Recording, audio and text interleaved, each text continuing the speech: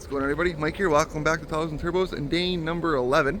Today, we're just going to have a nice somber day. Take it easy in memory of Veterans Day. And with that, I'm here at the Southey memorial site that we have.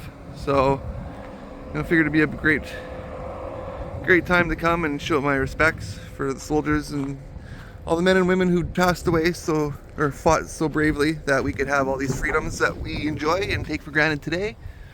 Like me doing what I do for a living with this YouTube stuff. So I'll take a moment of silence here for them, and then it's really windy, so maybe we'll head to the shop, and I got something related to the Remembrance Day that I'll talk to you guys about there.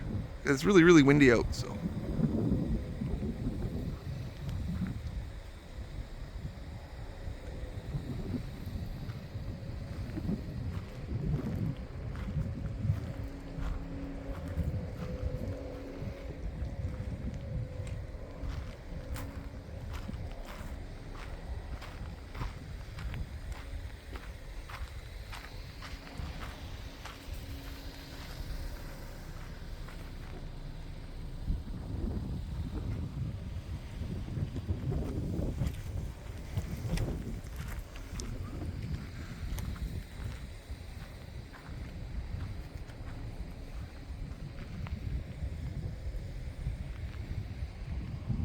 Alright, let's head to the shop, and we'll see you guys, or talk to you guys there.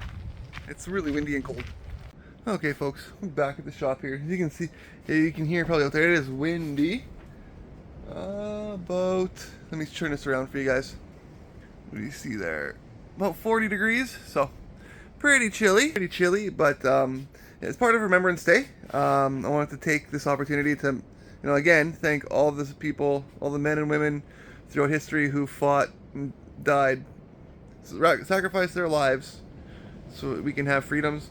One of those men was my great-grandfather Frederick Whittle. He was born in 1890 in Sarath, Austria, and joined the German army in World War I. And then in about 1917, there's no record on when he immigrated to Canada. All it said was that in 1917 he was married in Earl Grey, which is where we were the other day for the Skidoo show, which is pretty neat. And then they settled in Southey Saskatchewan, which is out by the family farm, and died in Cupar in 1966. So, said he had about 9 sons and 4 daughters, but there was more than that. My grandma's from a family of about 18, so I think there could have even been 20 at one time. They were fighting for a world record attempt at the most siblings alive that over the age of 65 or something like that. Some kind of record for most alive siblings or something that were over a certain age or some shit. Anyways, but yeah, he there was a lot. Grandma used to tell me a lot of stories. There's really nothing you can find about his military background. The fact that he survived World War I and was able to come to Canada and start a life and all that stuff, being a German officer, makes me kind of wonder. A lot of the stuff Grandma used to say was classified. A lot of his war record and stuff. She used to show me letters that he used to have and stuff from World War I and his correspondence and stuff like that. And she used to tell me a lot of stories that he used to tell her, and it actually got me to be really big into my history and actually know quite a lot about the wars, both of them, and actually all of our Canadian wars, dating back to the War of 1812, which I'm not going to go into, but if we lost, we wouldn't be here. That's all I'm going to say. So, I just want to give a huge thank you to my great-grandfather and all of the servicemen. Sure, he was on the German side of World War I, but they were doing the same. They were just following orders. You know what I mean? Like, as sad as it is, the Canadians in World War I took no prisoner. They were bloodthirsty, savage.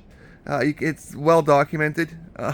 We took no German prisoners at all. So the fact that he survived says a lot about what his role may have been. So, but you never know. It's all classified. So, but again, I'm just gonna say though, I'm not a fan of war. I don't agree with war. It may have been necessary at one time, but I'd rather see the two world leaders duke it out in a ring, right? Or those two world leaders fight to the death and leave the boys out of it, right? Because it leaves a lot of damaged men, a lot of damaged families. Like Grandma used to tell stories about that her dad would tell about like some of his brothers and stuff that never made it through the war and all that. Like I think he was one of the only ones to come to Canada, if the only one to come to Canada, because my grandma never mentioned any of her dad's brothers or sisters ever. Her mom's side, yes, oh big time, but never her dad's. So I'm thinking he was probably the only one that came over, from what we could find in the record books, anyways. And yeah, a lot of them were deceased during the wars, World War I and II, sadly. And again, just following or doing what you're told, and that's leaders should. I don't want to get into it as a Canadian. I don't want to get into it. We live in a free country, right? We don't have no. If a war breaks out, we're not drafted. You know what I mean? Which is good, because I would tell them, go fight your own fucking war, pussy. Leave me alone, right? Your enemy is not my enemy. I have nothing to do with these people. They have nothing to do with me. Whatever kind of bullshit you've got, you go deal with. Man up, right? So, but it leaves, like I said, it leaves a lot of, because of that though, it leaves a lot of broken families. A lot of guys come back not the same. Like they leave boys and they come back real broken men.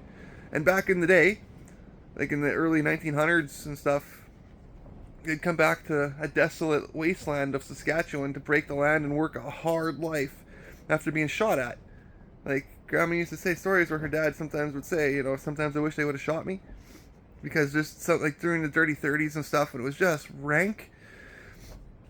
But that just goes to show you, mental health is not a new problem. It's something that we've been dealing with forever. And that's why I love this Men's Mental Health Month. Growing my mustache from November, and we can coincide it with Veterans Month as well, because the veterans need a lot of help.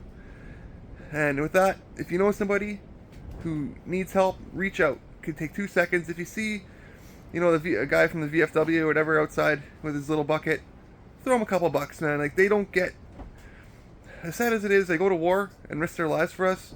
They come back, they get nothing. They get nothing. They get a hearty handshake. They get no big pension or nothing like that. No. And that's not cool. So, and that's what leaves a lot of them also kind of screwed up, and plus what they see, the horrors of war, right? So, but yeah, like I said, if you know anybody who's having a hard time, it takes 2 seconds to reach out. Could save a life, could mean the world to somebody. And with that, I love you guys. Thank you so much for tuning in to my videos. See you tomorrow for day number 12. Which, gosh, I don't even know what I'm going to do. I guess we'll find out. Maybe we'll pull some spark plugs in the Tahoe, stuff like that. We'll check to see if the AFR thing. We'll pull some plugs and we'll see what they look like on that one side where they're looking a little hotter than normal.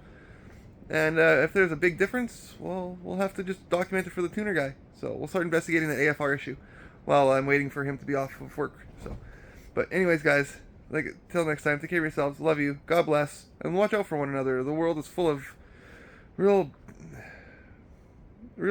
just dark people. We gotta bring some light into the world. That's all I'm saying. Stay positive. Love you guys. God bless.